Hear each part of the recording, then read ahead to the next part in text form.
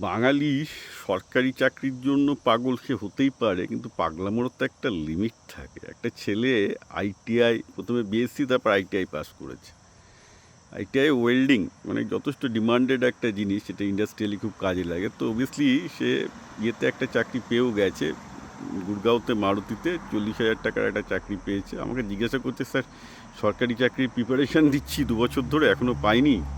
বাড়ি থেকে বলছে না সরকারি চাকরি করবি, বেসরকারি চাকরি করবি না। আমি বললাম তোমাকে মাথা খারাপ হয়েছে? তুমি ওয়েল্ডিংয়ে মারুতিতে কাজ করার সুযোগ পেয়েছো, তোমার তো ওয়েল্ডিংয়ের বেসিক্যালি স্যালারি 1 লাখ থেকে 1.5 লাখ টাকা ইন্ডিয়াতে, 5-6 বছরে যাদের এক্সপিরিয়েন্স আছে।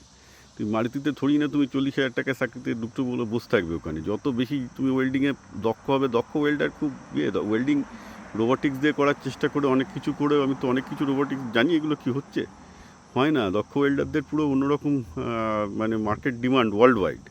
আর তারপর তুমি ওয়েল্ডার হয়ে যদি ভালো মারুতির এক্সপিরিয়েন্স দেখিয়ে ভালো কাজ শিখে তুমি বিদেশে দুবাই থেকে শুরু করে ইস্টার্ন ইউরোপ থেকে শুরু করে সব জায়গায় ওয়েল্ডারদের দুর্দান্ত চাহিদা, যে কোনো সময় তুমি কয়েক হাজার ডলারের চাকরি নিয়ে চলে যেতে পারবে। এগুলো তোমাকে জানতে হবে। একটা নিজে ওয়েল্ডিং নিয়ে পড়েছো আর ওয়েল্ডিং ফিল্ডে তুমি ডিমান্ড যাও না, তুমি সরকারি চাকরির পেছনে এখনও ছুটছো, যে চাকরি তুমি এখনও পাওনি।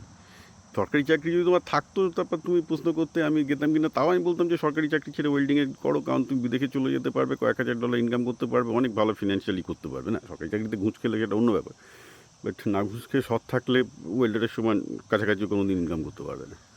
তো ঘটনাটা হচ্ছে যে বেসিক্যালি সেটা একটা মানে লোক চাই না, মানে মধ্যবিত্ত ফ্যামিলিতে সব রত্ন কোত্থেকে জন্মায়।